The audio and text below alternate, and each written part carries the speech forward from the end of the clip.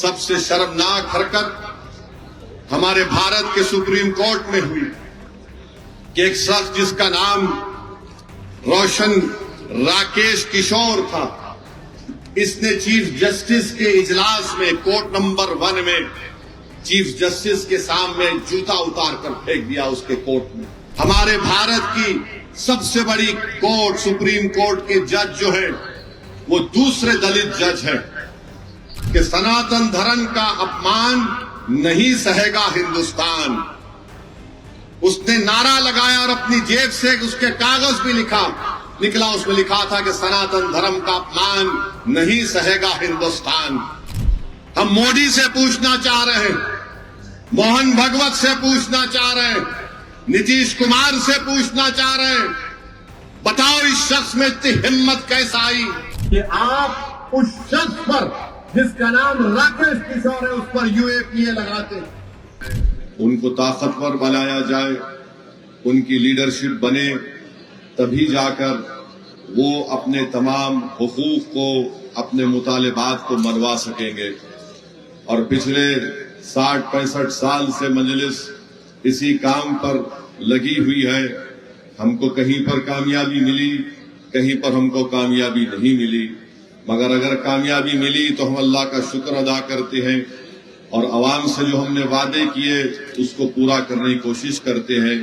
اگر ہم کو کامیابی نہیں ملی تب بھی ہم اللہ کا شکر ادا کرتے ہیں، مگر ہم اپنے حوصلوں کو پست ہونے نہیں دیتے۔ یہی پیغام میں آج اس سرزمین پر بسنے والے غیور عوام کو دینے آیا ہوں کہ پچھلے 5 سال پہلے آپ اور ہم نے مل کر بڑی محنت کی، ہم کو کامیابی نہیں ملی، مگر ہمارے حوصلے آج بھی بلند ہیں اور کل بھی رہیں گے۔ مجھے یقین ہے کہ انشاءاللہ تعالی آنے والے ویدھان سبھا کے چناؤ میں آپ اپنا ایک ووٹ مجلس کے پتنگ چھاپ کے نشان پر بٹن دبا کر اپنے سیاسی شعور کا ثبوت دیں گے۔ آج مسرور عالم صاحب ہمارے درمیان میں نہیں ہے، مگر مجلس کو ایک امیدوار یہاں سے کھڑا کرنا ہے، تو میں آپ کے درمیان میں کھڑے ہو کر اس بات کا اعلان کر رہا ہوں کہ انشاءاللہ تعالی اس ویدھان سبھا سے اب کی بار مجلس اتحاد المسلمین کے امیدوار میرے بھائی جناب شان علی خان صاحب رہیں گے۔ میں آپ سے اپیل کرتا ہوں کہ آپ تمام مل کر ان کے لیے محنت کریں، دعا کریں اور ان کو کامیاب کریں، تاکہ شیر گھاٹی کے ان غریب اور مظلوم عوام کی آواز بہار کی ویدھان سبھا میں گونجے۔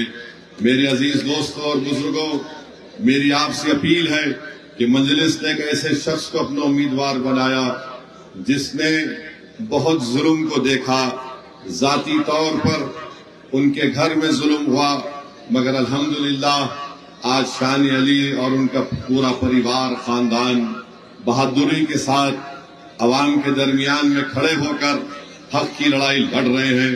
تو میری آپ سے گزارش ہے کہ آپ مجلس کے اس امیدوار کو اپنی دعا اور اپنے ووٹوں سے کامیاب اور کامران کریں۔ وہیں پر میرے عزیز دوستوں اور بزرگوں، شیر گھاٹی کا ایک بہت بڑا مسئلہ ہے۔ پچھلے بار جب میں آیا تھا، شاید اسی مقام پر الیکشن کی میٹنگ ہوئی تھی، اس وقت بھی میں نے آپ سے کہا تھا کہ راجد نے ایک ایسے امیدوار کو اپنی پارٹی میں لایا ہے جس کا تعلق وشو ہندو پریشد سے تھا، مگر آپ نے کچھ اور فیصلہ لیا اور آج آپ دیکھتے ہیں کہ اس وقت راجد اور تمام دوسری سیاسی پارٹیاں کہہ رہی تھی کہ اویسی کو اگر ووٹ ڈالیں گے یا مجلس کو ووٹ ڈالیں گے تو بھاجپ جیت جائے گی۔ بتائیے کیا بی جے پی جیتی یا آپ کا امیدوار جیتا یہاں سے؟ میرے عزیز دوستوں اور بزرگوں، راجد اور اس کے ساتھی پارٹیوں میں اتنی طاقت نہیں ہے کہ وہ بی جے پی کو روک سکے۔ اگر تیجسوی یادو اور اس الائنس کے ذمہ دار لوگ واقعی میں بہار میں دوبارہ نریندر مودی کی پارٹی کے شخص کو مکھیہ منتری بنانے سے روکنا چاہتے ہیں تو میں آج پھر سے کہہ رہا ہوں، آؤ مجلس اتحاد المسلمین سے ہاتھ ملا لو، ہم بہار میں مودی کو روک دیں گے، نتیش کمار کو ہرا دیں گے۔ اگر آپ ہماری اس پیشکش کو کمزوری کی نشانی سمجھتے ہیں تو یہ تمہاری نادانی ہے۔ یہ تمہارا بچپنا ہے، یہ تمہاری وہ دور اندیشی تم میں نہیں ہے، اور اگر اس کا خمیازہ تم کو بھی بھگتنا پڑے گا، اور کہیں ایسا نہ ہو کہ بہار کی جنتا کو پچھلے 5 سال ان تمام لوگوں کے ظلم کو سہنا پڑے۔ مجلس نے دل کھول کر اور پورے اخلاص کے ساتھ لالو پرساد یادو صاحب کو اور تیجسوی یادو کو خط لکھ کر کہا کہ آؤ ہم کو صرف 6 سیٹ دے دو، 5 ہمارے ودھائک ایم ایل اے تو پچھلی مرتبہ کامیاب ہو چکے تھے، باوجود اس کے کہ ہمارے 4 ودھائک کو راجد نے خرید لیا، ان بے ایمانوں نے اپنی ضمیر کو بیچ کر عوام کو دھوکہ دیا۔ ہم نے آگے بڑھ کر کہا کہ آؤ، مگر اگر وہ اس کی کمزوری کی نشانی سمجھتے ہیں تو اس کی ان کی نادانی ہے، مگر میں راجد کے لوگوں کو بتانا چاہ رہا ہوں، یہ ہاتھ جو تمہارے آگے بڑھے ہیں دوستی کے لیے، یہ بھیک نہیں مانگ رہے ہیں، یہ 19% اقلیتیں اپنا حق مانگ رہی ہے۔ اگر تم کمزوری سمجھتے ہو تو یاد رکھو یہ ہاتھ بڑے دراز ہیں، تمہارے گریبان کے تار سے بھی کھیلنے کو تیار ہیں۔ میرے عزیز دوستوں اور بزرگوں، ضلع یہاں پر بننا چاہیے، 4 ودھان سبھا یہاں پر ہے، راجد کے آپ کے ودھائک کو آپ نے کامیاب کیا، نتیش کمار مکھیہ منتری ہے، 20 سال سے مکھیہ منتری ہے، مگر شیر گھاٹی کی جنتا چاہتی ہے کہ یہاں پر اس کو ضلع بنایا جائے، اس کو نہیں بنا سکے۔ یہاں کے نوجوان کے پاس کوئی نوکری نہیں ہے، نتیش کمار نے، مودی نے یہاں کے نوجوانوں کو، بلکہ بہار کے نوجوانوں کو ان کی بے روزگاری ان کا مقدر بنا دیا۔ آج آپ دیکھتے ہیں کہ پلائن ہوتا ہے، ہر نوجوان 17-18 سال کا ہوتا ہے تو اس کو اپنا گھر چھوڑ کر ہندوستان کے کونے کونے میں جانا پڑتا ہے تاکہ غریبی اور مفلسی کا اس کا پریوار یا وہ خود شکار نہ ہو جائے۔ میرے عزیز دوستوں اور بزرگوں، نریندر مودی اور نتیش کمار ایک ایسے بادشاہ کی طرح ہے کہ اگر کوئی نوجوان پانی میں ڈوب رہا ہے تو بجائے اس کو پانی سے نکالا جائے، یہ دونوں اس پر پتھر پھینک کر اس کو زخمی کرتے ہیں، پھر اس پر برچے مار کر اس کو زخمی کر کر اس کو تلوار اس کے ہاتھ میں دیکھ کر اس کو کھینچتے ہیں۔ یہ ان کا طریقہ ہے نوجوانوں کو بچانے کا۔ یہاں پر اسپتال بھی نہیں ہے، یہاں پر ایک اسپتال بھی نہیں ہے۔ مجھے یقین ہے کہ انشاءاللہ تعالی اگر آپ جناب شان علی خان کو یہاں سے اپنا ودھائک بنائیں گے تو یقیناً کسانوں سے بھی انصاف ہوگا، یہاں پر ایک بڑا اسپتال بنے گا۔ اور میں آپ سے وعدہ کر رہا ہوں کہ مجلس آپ سے وعدہ کر رہی ہے کہ آپ یہاں سے اپنے ودھائک کو کامیاب کریے، شان علی خان کو ایک 17 آواز ہاسٹل بنایا جائے گا اقلیتی بچوں کے لیے۔ میرے عزیز دوستوں اور بزرگوں، میں جانتا ہوں یہاں پر مافیا بھی ہے، اور ایک مافیا ہے لال پانی کا، شزیر ہے۔ یہ سیاسی مافیا شیر گھاٹی کے غیور عوام کو اور بالخصوص ہمارے نوجوانوں کو سمجھتا ہے کہ ان کی کوئی حیثیت نہیں ہے، ان کی حیثیت اتنی ہے کہ ان سے ووٹ لو اور ان کو بھول جاؤ۔ میں اس سیاسی مافیا سے کہہ رہا ہوں کہ انشاءاللہ تعالی اب کی بار شیر گھاٹی کا نوجوان، اب کی بار شیر گھاٹی کی ہماری ماں اور بہنیں، اب کی بار ہماری شیر گھاٹی کی بزرگ تمہاری دکان کو بند کر کے اس کو تالا لگا کر اس کو پانی میں پھینک دیں گے، ندی میں، کیونکہ یہ سیاسی مافیا آپ کو ہمیشہ استعمال کرتا ہے اور الیکشن کے بعد آپ تمام کو بھول کر چلے جاتے ہیں۔ آج وقت آیا ہے کہ ہم ویدھان سبھا کے چناؤ میں اس سیاسی مافیا کو پتنگ چھاپ کے نشان پر بٹن دبا کر آپ مجلس اتحاد المسلمین کو کامیاب کریے۔ بی جے پی کو اور نتیش کمار کو روکنا ہے، ہر طریقے سے روکنا ہے، جمہوری طریقے سے۔ کیا آپ اس بات کو سچ نہیں مانتے کہ آج رشوت کا بازار بہت گرم ہے، بھرشٹاچار اتنا گرم ہے کہ شیر گھاٹی میں جنتا کہتی ہے کہ گورنمنٹ کا دفتر یعنی رشوت کا سینٹر بن چکا ہے۔ اگر کوئی میوٹیشن کرانے جاتا ہے تو اس کو کم سے کم 1600 روپے سے 3000 دینا پڑتا ہے، رجسٹری کرانے جاتا ہے تو اس کو 3000 روپے لگتے ورنہ جانچ ہو جاتی ہے۔ آواز یوجنا چاہیے، رشوت دو، पेंशन चाहिए, रुश्वत दो। इसके बावजूद भी नरेंद्र मोदी दिल्ली में बैठकर बोलते हैं ना मैं खाऊंगा ना खाने दूंगा, मगर बिहार में जो कुछ हो रहा है मेरे कान को नहीं सुनाई देता, मेरे आंख को दिखाई नहीं देता। ये रुश्वत का बाजार पूरा गर्म है बिहार में। 20 साल सत्ता में रहने के बावजूद नीतीश कुमार की कमजोर और बकवास सरकार 20 साल के बाद आज कह रही है कि हम 10,000 रुपये महिला के अकाउंट में डालेंगे। आपको मालूम, शेर घाटी में ये जो करप्शन गवर्नमेंट के दफ्तर में होता है, कम से कम एक दिन का करप्शन 15 से 20 लाख रुपए का होता है। अब 5 साल में, 1 साल में 365 दिन, हिसाब लगा लो आप, एक दिन 10 से 15 लाख की रिश्वत ली जाती है। और 5 साल के बाद, बल्कि 20 साल की सत्ता के बाद नीतीश कुमार नरेंद्र मोदी के कहते हैं कि भाइयों बहनों हमने 5 साल दबा के लूटा, अब आपको 10,000 रुपये देते हैं वापस। ये इनका मकसद है। और फिर आप जानते हैं कि शेर घाटी में क्या क्या नहीं हो रहा है, बल्कि आपको एक लिस्ट बनाकर लाया हूं मैं। यहां पर आप देखते हैं कि अक्टूबर 2025 में एक 24 साला दीपक को गोली मारकर नया बाजार रजिस्ट्री ऑफिस में हत्या कर दी गई। सिर्फ 30 मीटर दूर पुलिस स्टेशन था और हजरत पुलिस आराम से सो रही थी। हजरत पुलिस आराम से सो रही थी और ये बेचारा 24 साला दीपक को गोली मारकर हत्या कर दी।